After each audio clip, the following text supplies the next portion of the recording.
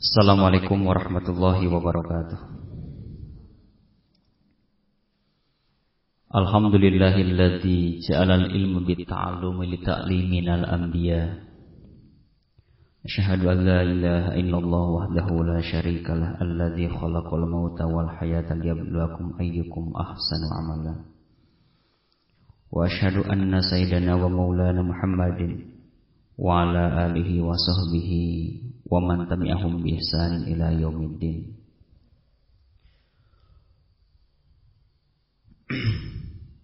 Amma ba'du. Saudara-saudara sekalian, pada pagi ini kita akan mencoba untuk mendiskusikan sekaligus juga mengingatkan kita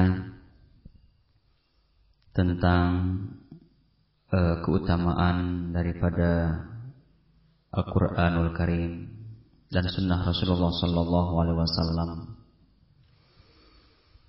Namun sebelum kita membahas tentang keutamaan baik dari aspek membaca maupun dari aspek hal-hal yang lainnya, terlebih dahulu yang perlu kita renungkan bersama dan pahami bersama adalah sejauh manakah kita sampai saat ini menjadikan Al-Quran sebagai pedoman hidup kita, sebagai kurikulum hidup kita. Karena kalau kita meyakini Al-Quran sebagai pedoman, tapi kita tidak ada langkah-langkah konkret untuk menjadikan Al-Quran sebagai pedoman, itu hanyalah perhiasan kata-kata saja. Dan pengaruh pun tidak begitu besar. Tapi ketika Al-Quran benar-benar dijadikan sebagai pedoman, mestinya kita ayat demi ayat harus berusaha diaplikasikan dalam kehidupan sehari-hari, dalam bermacam aktivitas, dalam bermacam profesi kita. Kemudian yang kedua, pertanyaan yang kedua, benarkah Al-Quran itu adalah berita-berita yang disampaikannya adalah mengandung suatu kebenaran? Terkadang kita bisa untuk mengatakan benar Al-Quran itu beritanya tidak meragukan kebenarannya. Tetapi kalau orang bertanya kepada kita, di mana letak kebenaran itu? Itu perlu kita sadari bersama, sebab jangan sampai kita hanya mengatakan benar, perkataan itu juga merupakan kata-kata yang disampaikan oleh orang lain kepada kita. Dan kita sendiri tidak bisa meyakini kebenaran itu. Dan itu pun lemah. Oleh karena itu, perkataan bahwa Al-Quran itu adalah wahyu Allah yang beritanya benar, mestinya didukung dengan keyakinan kita berdasarkan hasil penelitian kita kepada Al-Quranul Karim sendiri. Kemudian yang berikutnya, kalau memang Al-Quran itu sebagai petunjuk kita, sampai sejauh ini berapa ayatlah yang telah kita coba aplikasikan petunjuk itu ke dalam perilaku kita, sehingga perilaku kita itu betul-betul mencerminkan aplikasi daripada Al-Quran itu sendiri. Itu juga penting bagi kita, sebab untuk menjadi tolak ukur sejauh mana keberhasilan kita untuk mengaplikasikan Al-Quran Karim. Kalau orang nanya kepada kita, misalnya, coba dek misalkan atau saudara sebutkan ayat mana yang telah saudara amalkan, kira-kira kita akan bisa menjawab apa? Itu bukan hal mustahil pertanyaan itu, walaupun tidak dipertanyakan oleh orang lain kepada kita, tapi paling tidak kita harus bisa memunculkan pertanyaan itu. Ayat mana yang telah saya amalkan ini? Sehingga ketika kita melakukan sesuatu, dasarnya adalah Al-Quran. Ketika orang membantahnya atau orang membantainya, kita pun akan siap bertahan dalam kondisi itu. Kenapa? Kita yakin yang saya lakukan adalah Al-Quran. Nah, kita berharap dari sekarang sampai ke hari yang akan datang, mudah-mudahan terus berusaha untuk menjadikan Al-Quran sebagai pedoman kita, bahwa apapun yang akan kita lakukan, hendaknya kita dilandasi dengan ayat-ayat Al-Quran Karim dan Sunnah Rasulullah Sallallahu Alaihi Wasallam. Dan itulah insya Allah yang akan menjadi amal perbuatan kita yang diterima oleh Allah Subhanahu Wa Taala. Baik. Di dalam hadis Rasulullah Sallallahu Alaihi Wasallam itu banyak menceritakan juga tentang keutamaan daripada Al-Quran. Dan kita juga berharap sebenarnya, yang pertama kita harus meyakini Al-Quran sebagai sumber utama dalam ajaran Islam, yang tidak boleh kita tinggalkan, tidak boleh kita abaikan. Kemudian yang kedua juga sunnah Rasulullah SAW juga demikian, kita tidak boleh mengabaikannya. Karena kalau kita hanya mengandalkan Al-Quran saja, itu tidak cukup.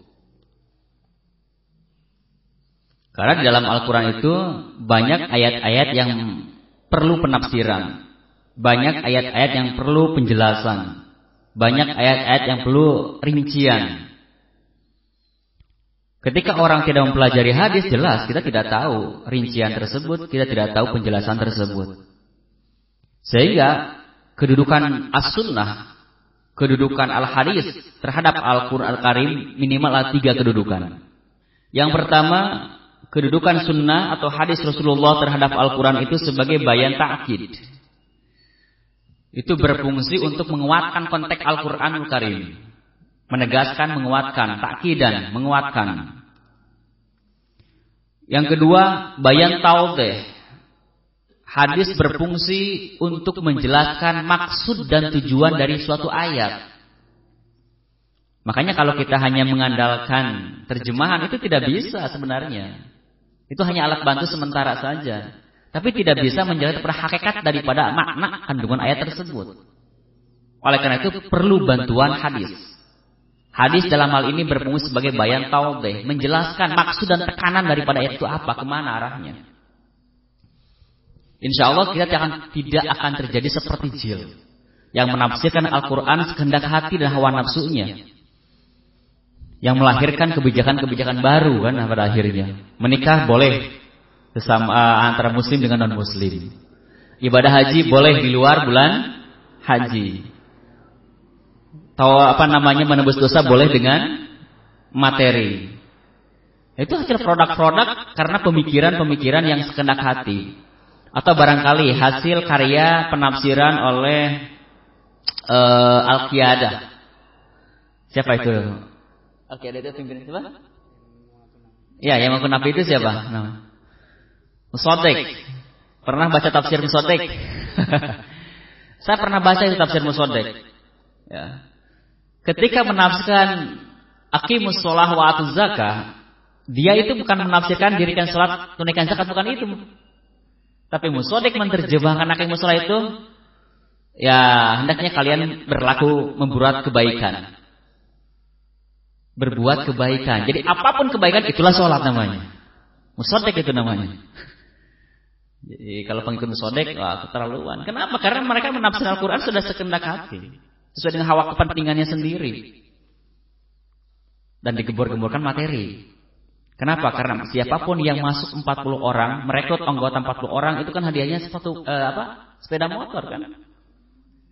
Di Musaddiq itu gitu. Baca nggak fatwanya? Saya baca fatwanya tuh. Siapa saja orang yang bisa merekrut anggota di atas 40 orang, itu sepeda motor hadiahnya. Itu ya, dakwah mereka tuh begitu. Atau juga dulu teman saya dari Malaysia, beliau ditawari oleh orang tertentu, aliran tertentu, agama tertentu. Itu berapa dibayarnya per bulan itu? Itu melebihi berapa kali lipat gaji PNS. Sampai 5-10 juta itu. Tapi ya kalau orang yang tahu ngerti tentang posisi dakwah di mana pentingnya, pasti berapapun juga, miliaran pun juga tidak akan pernah dia mau ikut. Nah ini maksudnya ya. Aqimus shalah diterjemahkan oleh Musaddiq adalah sebagai suatu kebajikan. Wa atuz zakah bukan menunaikan zakat. Wah, kalau konsep Musaddiq dipakai untuk al-huriyah enggak laku tuh al-huriyah. Kenapa bukan zakat yang digemborkan, tapi bersihkan jiwa? Memang makna zakat antaranya membersihkan jiwa, tapi bukan hanya itu tekanannya. Tetap harus ada berupa aspek materi yang harus dikeluarkan. Dan di Musaddiq tidak seperti itu. Bahkan di Ahmadiyah cenderung bukan hanya sekedar menafsirkan yang keliru, tapi Al-Quran sudah diselewengkan maknanya. Saya baca langsung. Seperti Yasin, dia hilangkan wal Quran hakimnya nggak ada di situ. Yasin innaka laminal mursalin gitu. Yasin, sesungguhnya engkau wahai Mirza Gulam diutus oleh Allah. Gitu menafsirkannya. Jadi Yasin, wal Qur'an Hakim dihilangkan oleh mereka. Ya, itu kan wahyu mereka. Dihilangkan wal Qur'an Hakim, kemudian langsung innaka bukan ke Nabi Muhammad, tapi innaka ke Mirza Gulam Ahmad. Itu keliru. Makanya orang yang mengatakan bahwa Ahmadiyah juga bagian Islam, keliru juga dia. Prinsipnya akidah bukan masalah Islam tidak Islamnya, tapi justru sudah keluar dari rel ajaran Islam. Di samping sudah menghina Al-Quran, merubah Al-Quran, juga menafsirkan yang sesuai dengan kaidah-kaidah tafsir. Nah, oleh karena itu penting hadisnya. Karena hadis berfungsi sebagai bayan tautih, menjelaskan maksud dan tujuan tekanan daripada ayat yang dikandungnya. Contoh sederhana begini. Kalau kita baca Quran surat An-Nisa ayat 1. Di situ Allah intinya kan menerangkan tentang masalah kita wajib bertakwa. Juga ada kalimat wal arham, silaturahim. Jadi kalimat silaturahim itu sebenarnya dalam Al-Quran juga ada. Apa maksud silaturahim di situ? Kita nggak bisa menjelaskan kecuali hadis yang bisa menjelaskan hal itu. Apa di antaranya? Yang pertama, afdhalul fadail. Yang termasuk kategori utama itu man antasilaman kotoaka. Kalian menghubungkan silaturahim kepada orang yang telah memutuskan kepada kalian. Itu maknanya. Jadi ditunjang oleh hadis bahwa maksud dari silaturahim di situ, ketika ada orang yang telah memutuskan persaudaraan, kita harus berusaha untuk mendatanginya kembali. Di sini ada aktif kita. Itu di antaranya. Yang kedua ada hadis itnani la yanzurullahu ilaihi yaumal qiyamah qati'ur rahmi wa jarusu. Di hari kiamah Allah tidak akan memandang dengan pandangan penuh rahmatnya, yaitu pertama qati'ur rahmi, orang yang memutuskan tali silaturahmi. Nah, itu maksudnya nanti. Nah, oleh karena itu bayan tautih. Yang ketiga bayan tafsiliyah. Hadis berfungsi untuk merinci apa-apa yang belum merinci di dalam Al-Quran. Ketika Allah menegaskan aqimus sholat, misalkan dirikan sholat, tapi belum ditegaskan, belum dirinci sholat mana yang diwajibkan itu. Hadis menjelaskannya. Ketika Allah menjelaskan tentang zakat mana, berapa persen, berapa nisabnya, tidak dijelaskan. Al-Hadis menjelaskan hal itu. Bagaimana praktek sholat, Al-Quran tidak berbicara praktek sholat. Hadis berbicara praktek sholat. Itu bayan tafsiliyah. Nah, oleh karena itu, di samping Al-Quran, mudah-mudahan kita semakin termotivasi untuk terus-menerus mengkaji Al-Hadis. Kenapa? Karena hadis merupakan sumber ajaran Islam juga, yang di dalamnya berfungsi satu, untuk takidan, menguatkan Al-Quran. Kedua, bayan taudih, menjelaskan maksud dan tujuan ayat Al-Quran.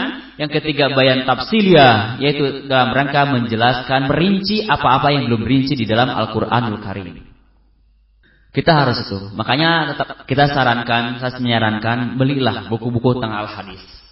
Mulai sederhana, misalkan yang paling sederhana, Riyadhus Shalihin lah, misalkan ya, Riyadhus Shalihin yang sekarang kita kaji. Dan Riyadhus Shalihin pun sebenarnya itu juga kalau membaca langsung Riyadhus Shalihin memang terkadang kita pun agak sulit untuk memahaminya. Kenapa? Masih ada konteks-konteks hadis yang memang perlu juga penjelasan ulama-ulama ahli hadis. Yang saya baca ini juga syarah daripada Riyadhus Shalihin. Ya, jadi kita pun nggak cukup hanya itu, tapi perlu juga ditunjang dengan syarah. Insyaallah kita akan kaji syarah ini. Yang kedua, hadis Al-Bukhari. Ya, sedikitlah cuma 4 jilid ya. Tapi ada yang sebenarnya sudah terjemahan. Nah, kalau memang kita kasih bahasa Arabnya ada terjemahannya. Satu-satu ini, tapi ya yang namanya terjemahan nggak mungkin menerjemahkan semuanya. Setelah saya teliti, tidak mungkin dia menerjemahkan dari awal sampai Z, dari A sampai Z, tidak. Tapi biasanya terjemah itu mengambil hanya kalimat-kalimat yang relatif pendek saja. Sama lah buku-buku terjemahan tafsir pun sama. Itu pada prinsipnya tidak semua apa yang ditafsir oleh ulama aslinya itu tidak semua dijelaskan atau diterjemah oleh dia. Tapi ada beberapa hal yang dibuang. Itu satu kelemahan kalau kita menggunakan terjemahan. Tapi sebagai alat bantu kita pun tidak ada masalah. Ya, sebagai alat bantu ya kita pun harus membaca buku-buku tafsir itu. Ada kitab Al-Muslim, Sahih Muslim. Ada Sahih An-Nasa'i, ada Ibnu Majah. Itu kitab-kitab hadis yang perlu kita pelajari. Jangan sampai kita meyakini al-hadis sebagai sumber Islam tapi kita tidak pernah membeli al-hadis. Itu hal yang sifatnya gimana lah, kurang baik lah bagi kita. Tapi kita harus membaca itu ya. Baik, itu al-hadis. Kedua, kemudian Al-Quran. Sebelum baca keutamaan, ada beberapa keistimewaan. Kalau kita bandingkan, benar gak Al-Quran itu sebagai kitab yang benar, beritanya itu kebenarannya sudah pasti, sudah mutlak. Yang pertama, kalau kita baca Al-Quran dari awal sampai akhir, di situ kita akan menemukan beberapa keistimewaan Al-Quran. Satu, bagi orang yang berilmu tentunya, bagi orang yang memahami statusnya, Al-Quran memiliki keistimewaan di dalamnya itu tidak pernah terjadi pertentangan satu ayat dengan ayat yang lain. Itu bagian keistimewaan yang menunjukkan kebenaran Al-Quranul Karim. Tidak terjadi pertentangan di dalam ayat itu. Tapi ada orang orientalis sekaligus orang non-Islam yang mengatakan, saya katanya menemukan beberapa ayat yang bertentangan seolah-olah. Seperti proses penciptaan manusia. Ayat yang satu mengatakan min nutfah. Ayat satu mengatakan min tin. Ayat satu mengatakan min alaqah dan sebagainya. Min sulalatin min tin dan sebagainya. Bukankah itu pertentangan? Kita harus bisa menjawab. Itu bukan berarti pertentangan, tapi itu menunjukkan proses yang terjadi. Tahapan-tahapan yang terjadi. Bahkan kandungan-kandungan dari setiap proses penciptaan manusia itu memang memiliki kadar-kadar yang dikandung di dalam isyarat Al-Quran tersebut. Sedangkan yang dimaksud pertentangan di sini adalah terjadinya bentrokan satu ayat dengan ayat yang lain. Seperti kalau saudara baca misalkan buku Perjanjian Lama atau Perjanjian Baru yang sekarang dipegang oleh orang-orang non-Islam. Kalau kita baca redaksi satu ayat, walaupun sama ayatnya, sama pasalnya, tapi bandingkan satu buku dengan buku yang lain, itu terjadi pertentangan. Misalkan gini, di dalam buku ini ayat ini menerangkan si A ini anaknya si B. Tetapi dalam buku yang lain si A ini bukan anak si B, tapi si A ini merupakan anaknya si C.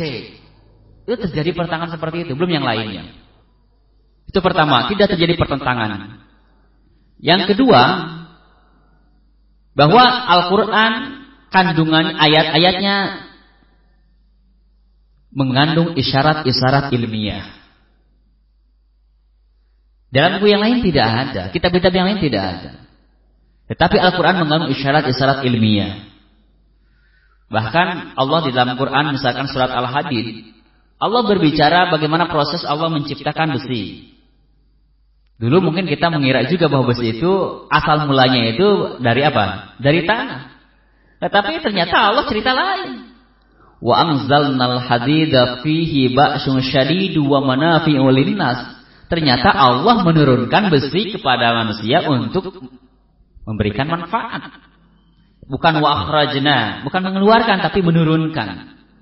Makanya ketika telah diteliti oleh Harun Yahya dalam kajiannya, ternyata iya, besi itu berawal daripada bahan bakunya dari langit. Yang kedua, misalkan terjadinya di lautan ketika ada air dari sungai yang mengalir, kemudian masuk ke lautan, kita mengira juga awalnya bahwa itu menyatu kan air itu. Ternyata dalam Al-Quran berbicara, marajal bakharaini yaltaqiyan, bainahuma barzahul la yabqiyan. Ternyata tidak menyatu, tapi dia itu terpisah. Seolah-olah ada dinding yang tipis yang memisahkannya.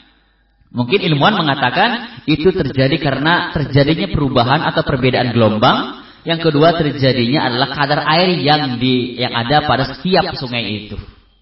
Apa hikmahnya? Ya mungkin bisa ditanyakan kepada kelautan. Jurusan kelautan bisa ditanya, apa hikmah di balik semua itu?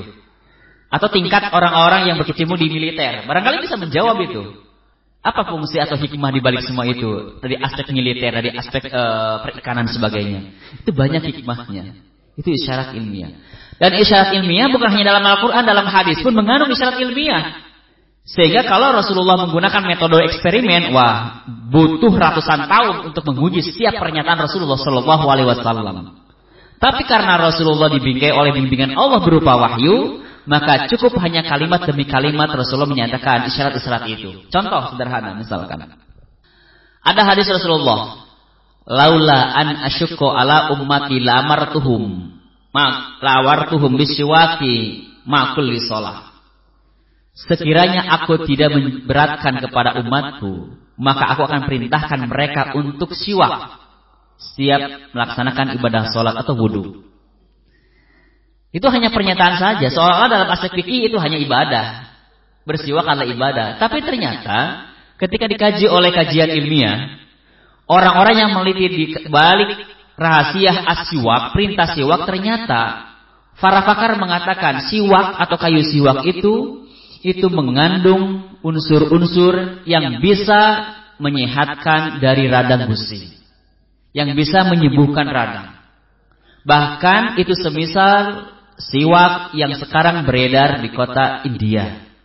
Bahkan sekarang cenderung pasta gigi pun sudah memakai campuran kayu siwak itu, karena dianggap sebagai penawar daripada radang gusi. Coba kalau Rasulullah menggunakan metode eksperimen menguji ayat itu atau hadis itu, butuh berapa waktu? Tapi cukup beliau mengatakan, laula an asyukku ala ummati lamartum iswaki ma kulli shalah. Yang kedua, Rasulullah mengatakan terkait dengan masalah kurma. Artinya kita makanlah kurma, karena dalam itu mengandung penawar syifa. Bahkan lebih-lebih di bulan Ramadan ini, yang di awal itu bukan air tapi kurma. Ya, kurma, rutob bahasanya, rutob, tamar. Kalau rutob itu kurma tapi masih gimana ya, yang bagus, yang masih belum terlalu lembek, belum terlalu ini mentah, tapi matang lah. Itu rutob namanya. Masih kurma juga tapi kadarnya lebih tinggi. Yang kedua, at-tamar. Tamar itu memang kurma yang pada umumnya. Yang ketiga baru air.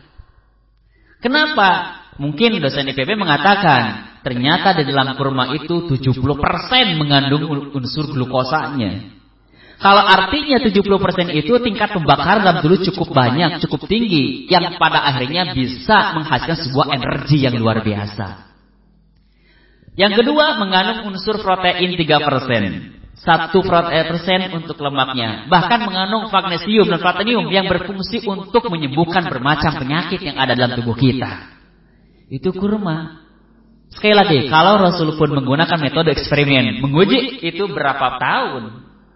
Tapi Rasulullah cukup hanya mengatakan hanya sepotong hadis saja, yakni makanlah kurma karena dalamnya mengandung zat penawar. Belum habat sauda dan sebagainya, belum air jam dan sebagainya. Ini sekali lagi di dalam Al-Quran dan Sunnah ternyata mengandung isyarat ilmiah yang artinya apapun yang terjadi di lapangan, peristiwa apapun yang terjadi di muka bumi ini, itu tidak lepas adanya tanda-tanda kuasa Allah Subhanahu wa taala. Kemudian yang ketiga, di dalam Al-Quran itu ada informasi tentang siapa Khalik, tentang hal yang gaib, yang kita tidak bisa untuk mengetahui kecuali hanya Allah yang telah menginformasikan lewat Al-Quranul Karim. Seperti sekarang kita mendengar misalkan ada orang yang bisa untuk mengetahui posisi kita di masa yang akan datang.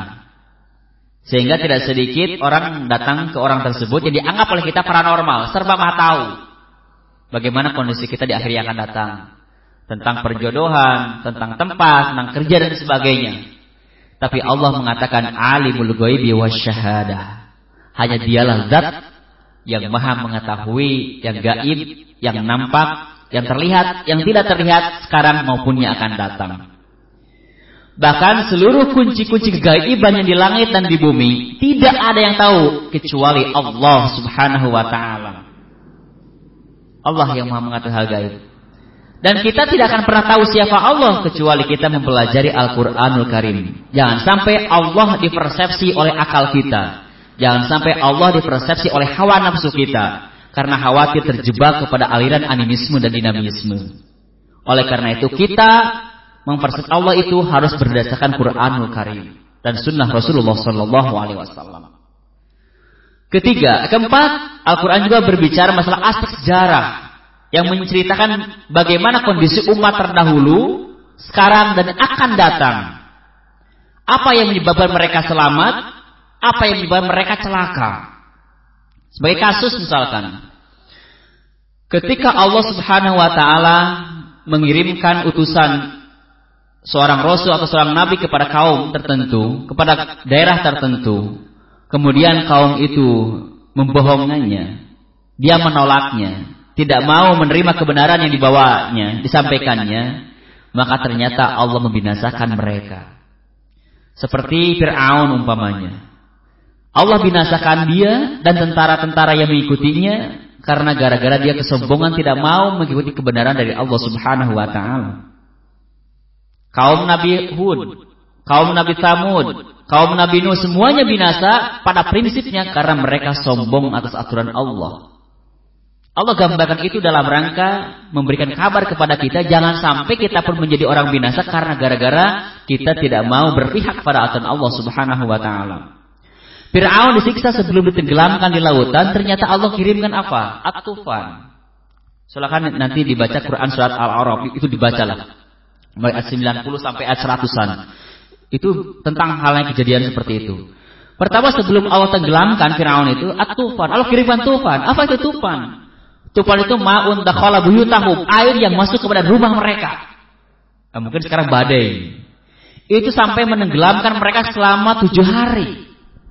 Sab'at ayam, 7 hari itu. Jadi Fir'aun dengan tentara itu ditenggelamkan oleh Allah selama 7 hari dulu.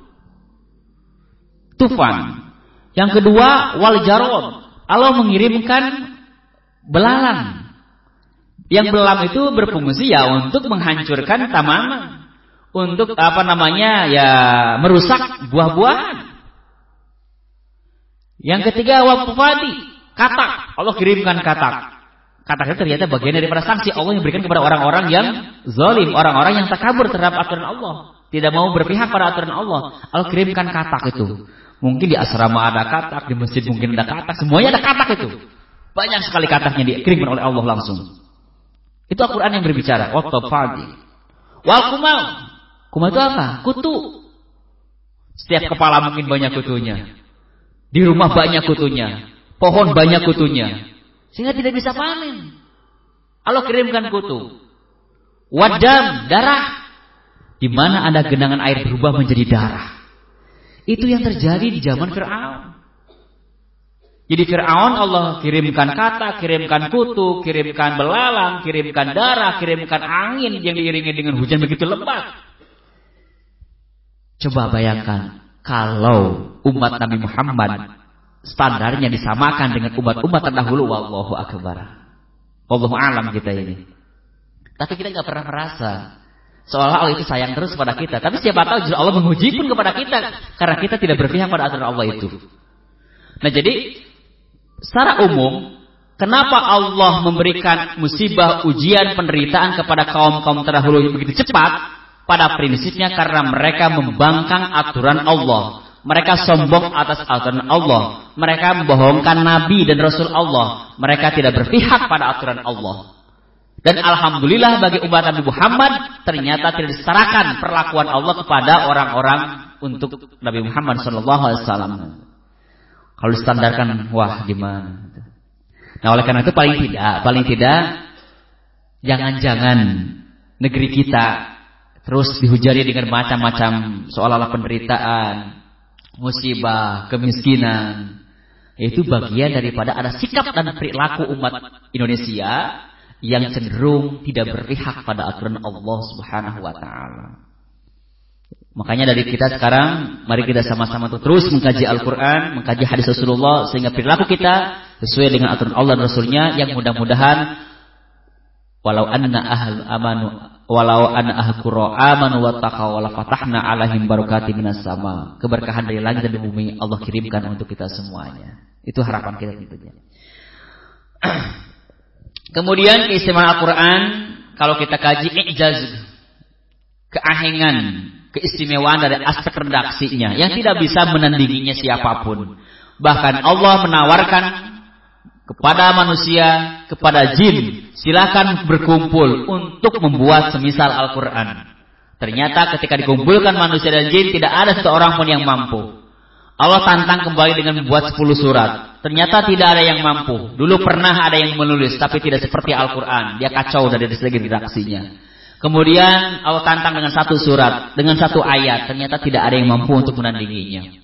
Di mana letak keahengan daripada redaksi itu? Contoh misalkan surat Al-Fatihah lah.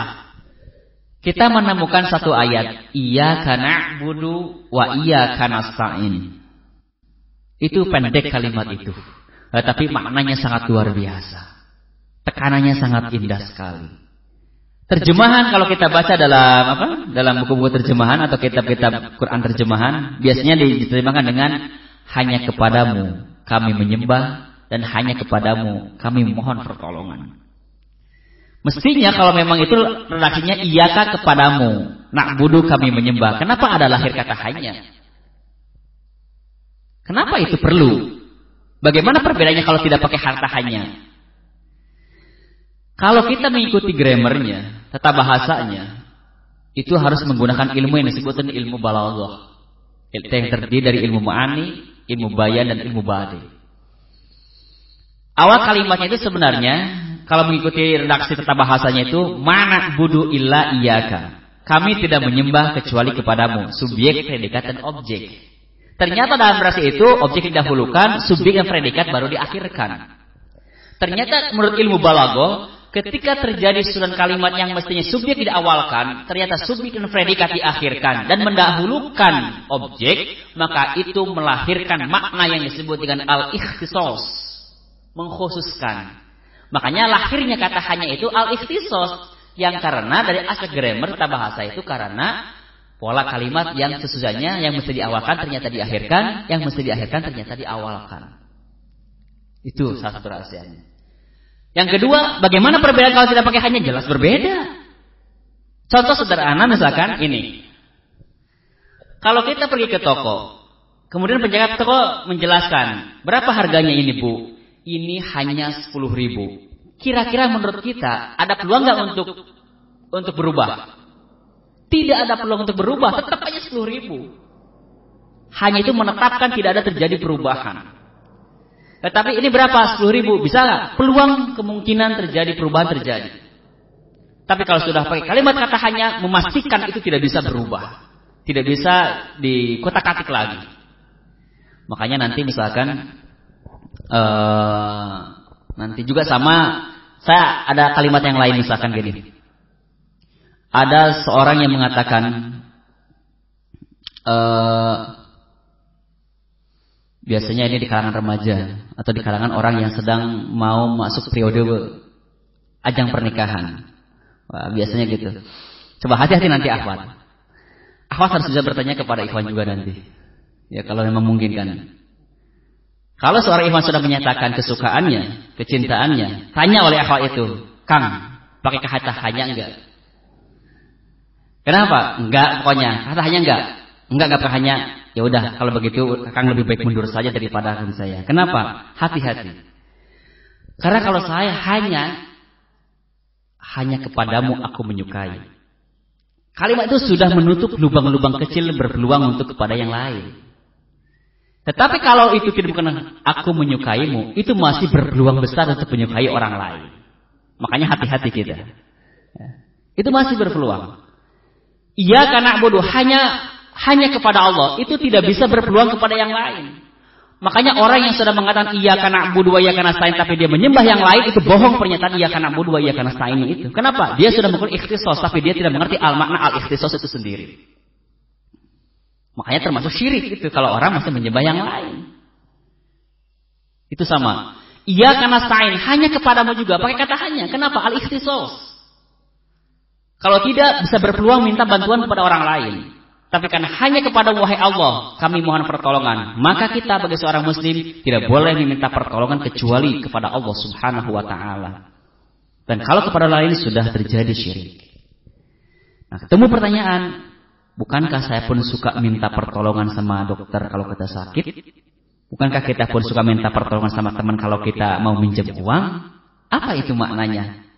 Hakikatnya kita harus kembalikan kepada Allah. Yang mampu menolong adalah Allah. Maka yang harus terbersit dalam hati dan pikiran kita, wahai Allah, semoga Engkau memberikan kemampuan kepada seorang dokter untuk mendiagnosa atau mendeteksi penyakit yang ada pada diri saya. Karena dokter tidak ada ketahuan apa penyakit yang ada pada saya kecuali atas bantuanmu. Intinya adalah tetap Allah.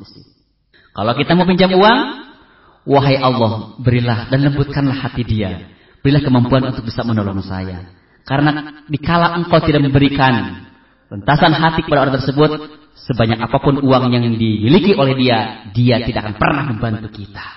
Kembalikan kepada Allah. Jadi hakikatnya walaupun melalui manusia, tapi ujungnya tetap siapa? Allah. Iyyaka nasta'in. Dengan demikian artinya manusia, dokter itu hanya diposisikan sebagai wasilah untuk mengikuti pertolongan kita saja. Itu makna iyyaka nasta'in. Kedua, apa rahasia di balik iyyaka na'budu wa iyyaka nasta'in? Na'budu di awal, nasta'in diakhirkan. Itu kita pendekatan ahli tafsir. Artinya pertama, na'budu sebagai kewajiban kita, tugas hidup kita adalah beribadah. Tapi ibadah tidak bisa dijalankan dengan sempurna kecuali pertolongan dari Allah. Maka digandengkanlah iyyaka nasta'in dengan harapan manusia langsung meminta pertolongan kepada Allah agar apa yang dilakukan terkait dengan ibadah bisa diselesaikan, dilakukan dengan sempurna. Kenapa nasta'in diakhirkan? Itu pun ibadah, berdoa kepada Allah. Berdoa pun tidak bisa dikabulkan oleh Allah kecuali diawali dengan setelah orang itu melakukan apa yang telah Allah perintahkan, yaitu ibadah tersebut. Maka kemarin dikatakan ujibu da'watad da'i idza da'an falyastajibuli wal yu'minu bi. Tunaikan dulu perintah-perintah Allah, berimanlah, niscaya Allah akan mengabulkan apa yang kita mohonkan itu. Ketiga, rahasia di balik iyyaka na'budu, Allah menggunakan kalimat jama'. Sekalipun orang itu hanya mengatakan, saudara misalnya sholat sendirian, enggak boleh iyyaka a'budu wa iyyaka asta'in, tidak boleh dirubah. Tapi harus menggunakan kalimat jama' sesuai dengan redaksi Al-Qur'an Karim. Apa maknanya? Rahasianya di balik itu adalah bahwa ajaran Islam menekankan ada aspek al-jamaah. Itu adalah kumpulan, berjamaah, tidak bisa hanya individualistik. Bahkan ibadah pun relatif, kebanyakan ada ibadah-ibadah yang harus dilakukan secara jamaah. Itu dari segi aspek dasar begitu. Dan lain sebagainya. Nah, oleh karena itu, itulah beberapa keistimewaan Al-Quranul Karim. Makanya tidak alasan bagi kita untuk mempelajarinya. Baik, kita kajian Al-Hadis yang mengatakan tentang masalah keutamaan dari beberapa Al-Quranul Karim. Yang pertama, hadis Rasulullah SAW dari Abi Umamah radhiyallahu anhu. Qala sami'tu Rasulullah sallallahu alaihi wasallam. Diterima dari Abi Umamah, Rasulullah sallallahu alaihi wasallam bersabda, "Iqra'ul Qur'an, bacalah Qur'an. Fa innahu ya'ti yaumal qiyamah syafi'an li ashabihi." Sesungguhnya Al-Qur'an nanti pada hari kiamat dia akan datang dalam rangka memberikan pertolongan kepada sahabatnya, yaitu pembaca Al-Qur'an. Hadis ini memberikan motivasi seolah Rasulullah menyuruh kepada kita semuanya agar kita membaca Al-Quran. Kenapa? Karena Al-Quran nanti di hari kiamat akan menjadi syafi'an, menjadi penolong kita yang membacanya itu. Nah, di dalam tafsirannya, Iqra'ul Quran, bacalah Quran, fa'amara bi qira'atil Quran, maksudnya perintah untuk membaca Al-Quran. Fahiya mustahabbatun kulla waqtin wa ala kulli halin. Itu disunnahkan dalam setiap waktu dan setiap kondisi. Jadi kita disuruh oleh Rasulullah untuk membaca Al-Quran di setiap waktu dan di setiap kondisi, kecuali hal-hal yang tertentu seperti kita ada hajat ya, itu tidak perlu. Nah, kemudian di dalam penjelasan yang lain, fa innal Qur'ana idza talahu al insan muhtasiban fi al-ajru indallahi falau bikulli harfin asyru hasanah. Ketika Al-Quran itu dibacakan oleh setiap manusia, artinya atau orang itu membaca Al-Quran dengan karena Allah, mengharap ridha Allah, maka baginya ada pahala, bahkan setiap huruf dijadikan sebagai 10 kebaikan. Bayangkanlah kita baca Al-Quran. Dalam pandangan Allah, siapapun yang membaca Al-Quran, satu huruf itu akan diberi 10 kebaikan. Hamim, itu saja sudah 20 kebaikan tuh. Ya, apalagi sampai satu ayat, satu juz, luar biasa. Ini motivasi ya. Siapapun yang baca Al-Quran, maka Allah akan memberikan pahala kepadanya satu huruf sebanding dengan 10 kebaikan. Wallahu a'lam, kebaikan apa yang Allah berikan kita tidak tahu, itu rahasia Allah. Tapi yang jelas pasti Allah akan memberikan kebaikan kepada kita semuanya. Nah, kemudian di samping membaca Al-Quran, Juga dalam hadis berikutnya Rasulullah mengisyaratkan harus mengamalkannya. Ini diterima dari Nawas bin Sam'an. Rasulullah Shallallahu Alaihi Wasallam bersabda, "Yu'ta yaumal qiyamati bil Qur'ani wa ahlihi alladzina kanu ya'maluna bihi fid dunya. Taqdumuhu suratul Baqarah wa Ali Imran tahajjani an sahibihima." Nah, nanti didatangkan Al-Quran kepada ahlinya, yakni siapapun yang membaca Al-Quran nanti Al-Quran akan datang kemudian untuk memberikan syafaat, memberikan pertolongan kepadanya. Akan tetapi juga harus Al-Quran itu diamalkan. Jadi bukan hanya sekedar dibaca, tapi diamalkan Al-Quran itu. Sehingga Al-Quran kalau hanya dibaca itu tidak akan berpengaruh besar terhadap perubahan perilaku. Tapi Al-Quran di samping dibaca kemudian diamalkan, insya Allah akan terjadi perubahan perilaku yang baik. Nah, oleh karena itu kita harus juga membacanya Al-Quran, kemudian kita mempelajarinya dengan mentafakurinya. Ya. Kemudian dalam hadis yang lain, allazi yaqra'ul Qur'an wa huwa mahirun bihi ma safaratil kiramil bararah wallazi yaqra'ul Qur'an wa yatata'u fihi wa huwa alaihi syakun lahu ajrani muttafaqun alaih. Dari Siti Aisyah radhiyallahu anha, Rasulullah bersabda, seseorang yang mahir di dalam membaca Al-Quran itu bersama para malaikat yang mulia yang baik. Dan orang yang baca Al-Quran dengan terbata-bata atau tertati-tati, maka dia tetap akan mendapatkan pahala, bahkan pahalanya 2, ajroni. Ya. Kalau orang yang lancar mungkin lebih daripada 2. Yang terbata-bata saja sudah 2 pahala. Pertama pahala membaca, yang kedua pahalanya orang dalam kondisi dia terbata-batanya itu. Ya. Subhanallah, terbata-batanya aja sudah menjadi pahala bagi kitanya. Nah, hadis ini maksudnya khairukum man ta'allama al-Qur'an wa 'allamah. Sebaik-baiknya kalian adalah orang yang mengajari di antara kalian itu Al-Qur'an dan belajar dan mengajarinya gitu. Jadi sebaik-baiknya kalian antara kalian adalah orang yang belajar dan mengajari Al-Qur'anul Karim. Fa khairun nasi man jama'a baina hadain asfain, yakni orang yang mampu mengumpulkan 2 hal ini, 2 sifat ini, yakni belajar dan mengajarkan Al-Qur'an kepada orang lain, insyaallah dia termasuk adalah khairun nas, sebaiknya manusia. Wa ta'allum wa ta'lim, yang dimaksud dengan belajar dan mengajari itu adalah yashmulu at-ta'allum wal-lafziyah wal ma'nawiyah. Belajar dan mengajarkan kepada orang itu dari aspek lafadznya, dari aspek ayatnya, maupun dari aspek maknanya. Artinya, siapapun orang yang belajar Al-Quran, kemudian mengajarkan kepada orang lain, baik cara bacaannya, ayatnya, kemudian makna yang dikandungnya atau tafsirnya, maka orang tersebut termasuk kelompok khairun nas, sebaiknya manusia. Nah, kita harus bisa mencapai 2 hal ini. Yang pertama belajar terus Al-Quran, yang kedua belajar juga terus tafsir Al-Quranul Karim. Insya Allah kita akan termasuk orang yang lebih baik.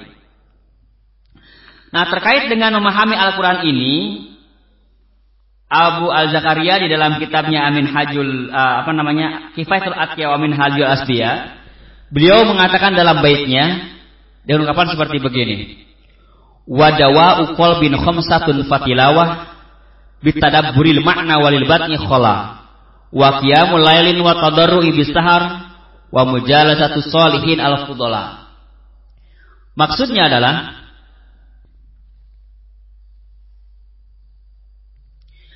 ada 5 hal yang bisa menjadi penawar hati seorang yang sedang luka. Jadi kalau kita hatinya penuh dengan kegelisahan, kekhawatiran, kemudian penuh dengan putus asaan, itu ada beberapa tips. Ya. Yang pertama adalah dengan patilawatul Quran, membaca Al-Quranul Karim. Akan tetapi disifati dengan bitadaburil makna, dengan memahami kandungan maknanya, mentafakuri maknanya. Nah, beliau menjelaskan begini. Wa inna ma kana tilawatul Qur'anul azim min adwiyatil qalbi li annahu yansharahu biha wa yastaniru wa tahsullahu al khasyah wal hazan. Lakin bi syarti mura'atil azabi as-sabiqah. Ketahuilah sesungguhnya bacaan Al-Qur'an itu termasuk salah satu daripada adwiyatul qalb, penawar sakit hati. Karena Al-Quran apabila dibaca, hatinya akan menjadi lapang, menjadi luas. Dan Al-Quran akan memberikan cahaya kepada orang tersebut sepanjang dia membacanya itu dengan penuh hati-hati, dengan penuh adab, serta bitadabburil makna, dengan kandungan maknanya. Artinya, ketika seseorang itu membaca Al-Quran, kemudian dia paham maknanya, dia merenungkan maknanya, maka bacaan itu akan berpengaruh pada hatinya. Yang pertama, hati akan penuh dengan ketenangan, penuh dengan ketentraman, bahkan dia disinari oleh Allah Subhanahu wa taala. Akan mendapatkan sinar itu. Sehingga dia akan tergerak untuk melakukan hal-hal yang baik. Itu kalau kita dulu makna. Jadi kalau kita ingin meningkatkan ya Al-Quran, cobalah sedikit demi sedikit dengan kandungan maknanya. Kemudian dengan adab-adabnya ya. Kemudian Hasan Al-Bisri menyatakan bahwa tidaklah satu hari ketika seorang hamba membaca Al-Quran, insya Allah dia akan banyak merasakan kesenangannya, dia akan banyak menangisnya, dia akan banyak kegembiraannya. Jadi kalau orang membaca Al-Quran dengan penuh konsentrasi, dengan penuh perenungan, dengan penuh pemahaman terhadap maknanya, dia akan gembira ketika menemukan ayat-ayat yang memotivasi dia untuk gembira. Dan dia akan sedih sampai dia akan menangis dikala dia membaca Al-Quran itu berkaitan dengan azab ataupun dengan penderitaan yang Allah akan berikan kepada orang-orang yang tidak baik. Dia akan merasa prihatin. Ya lainnya seperti kita membaca surat saja dari siapa, dari teman atau siapapun. Kalau isi surat itu adalah menunjukkan isinya itu hal-hal yang positif, biasanya kita penuh dengan kesenangan, penuh dengan kegembiraan, dan penuh dengan harapan. Tetapi ketika kita membaca surat itu adalah yang menyakitkan, bukankah kita pun sering menangis, bahkan dia cenderung merasa prihatin dengan isi surat itu sendiri. Samalah Al-Quran pun, dikala kita menemukan ayat-ayat yang menyedihkan, biasanya orang-orang itu akan sakit hatinya, khawatir Allah tidak menyelamatkannya. Dia itu akan menangis, diharap karena penuh dengan khawatiran Allah tidak menyelamatkan dari azab itu. Tetapi ketika dia membaca ayat Al-Quran yang terkait dengan kegembiraan, maka dia penuh dengan harapan kepada Allah Subhanahu wa taala agar Allah senantiasa untuk memberikannya. Inilah buah daripada bacaan Al-Quran yang penuh dengan merenungkan maknanya. Kemudian dalam hadis yang lain Rasulullah Shallallahu Alaihi Wasallam menyatakan orang mukmin yang membaca Al-Quranul Karim diibaratkan seperti halnya dia itu dengan utruja.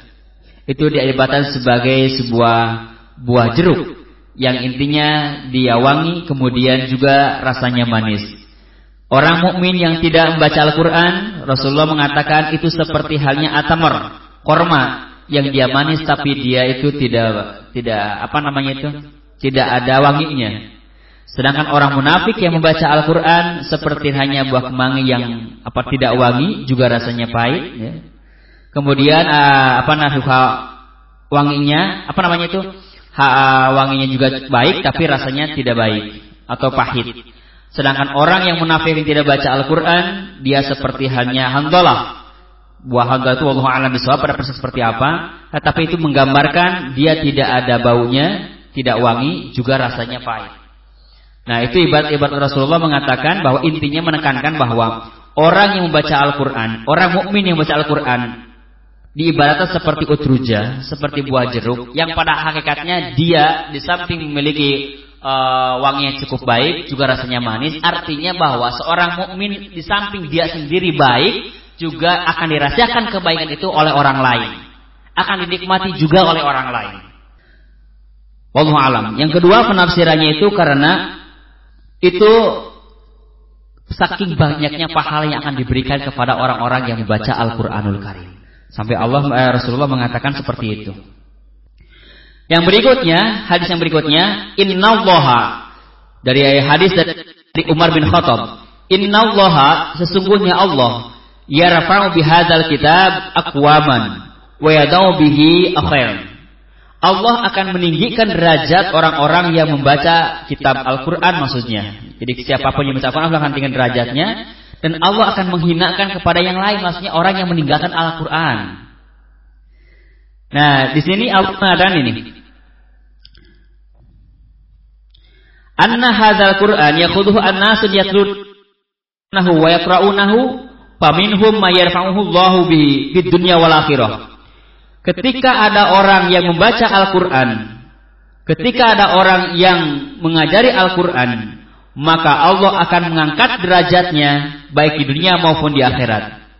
Tetapi barang siapa yang meninggalkan Al-Qur'an, maka Allah akan menghinakannya baik di dunia maupun di akhirat.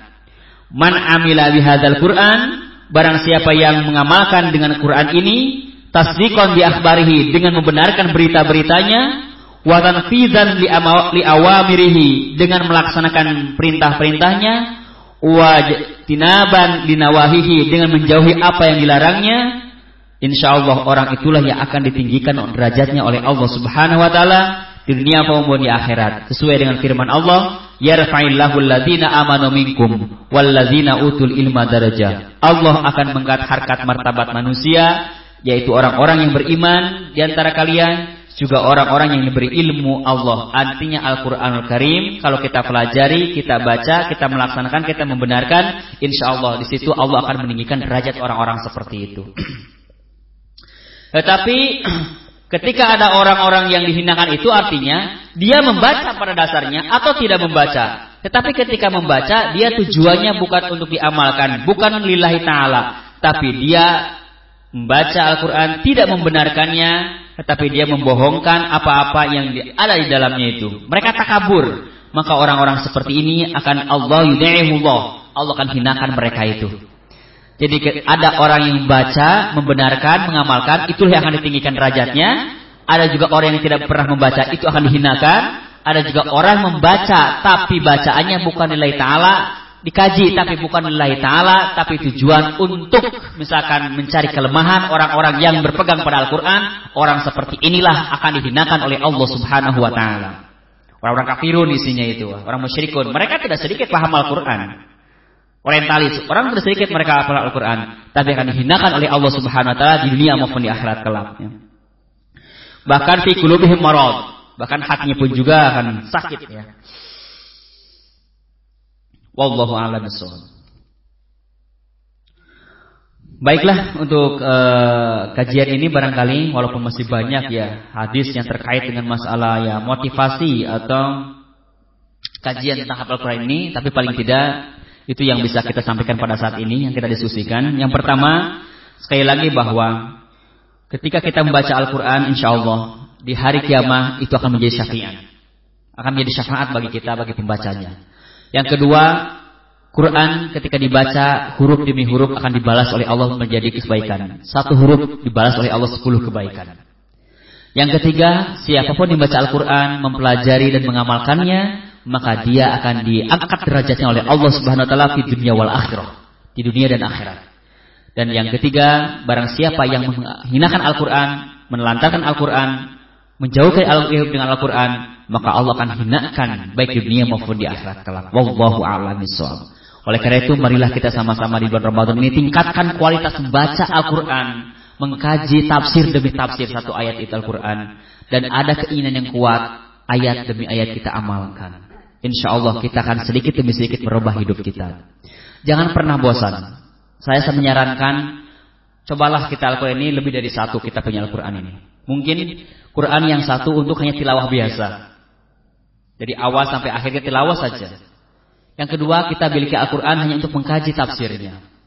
Berulang-ulang teruslah, walaupun hanya satu ayat teruslah. Sebelum kita memahami, sebelum kita bisa merenungkan makna yang bisa ambil, kemudian kita bisa mengaplikasikannya, terus kaji ayat itu. Ternyata itu diisyaratkan oleh Allah dalam ayat pertama dari surat Al-Alaq. Iqra bismi rabbikal ladzi khalaq. Bacalah. Ternyata kalimat Iqra diulang 2 kali. Menurut ilmu tafsir, pengulangan 2 kali itu bukan tanpa rahasia. Ada rahasianya. Di antaranya hikmahnya bahwa kita membaca tidak cukup dengan 1 kali. Tapi membaca harus berulang-ulang. Walaupun objek yang kita baca itu sama. Dan di situ ada hikmah walau di luar yang kita baca di awal. Mungkin pada hari ini kita baca ayat ini, kaji tafsir ini pada hari ini, mungkin hasilnya kita akan menemukan ini. Tetapi kita baca lagi di hari kedua, walaupun ayat ini sama, insya Allah kita pun ada informasi baru di ayat itu. Hari ketiga, baca lagi ayat itu, pahami lagi ayat itu, ada informasi tambah lagi dari ayat itu. Nah, oleh karena itu ikra, terus bacalah, walaupun ayat demi ayat. Insya Allah, entah kapan Allah akan melintaskan dalam hati kita tergerak untuk melaksanakan mencoba ini. Konon katanya pendiri Muhammadiyah itu siapa? Ahmad Dahlan itu menyampaikan tafsir Al-Quran itu alamat surat Al-Maun. Ara'aital ladzi yukadzibun itu sampai 40 kali, bayangin. Hari ini 1 kali tetap surat Al-Maun, besoknya surat sampai katanya 40 kali terus itu. Sampai-sampai jemaahnya, wahai Ustaz, mungkin bosan kali ya, mungkin begitulah, bosan kali ya. Kenapa itu terus yang dikaji sampai 40 kali? Kata Ibnu Khaldun, apakah kalian sudah mengamalkan daripada ayat itu?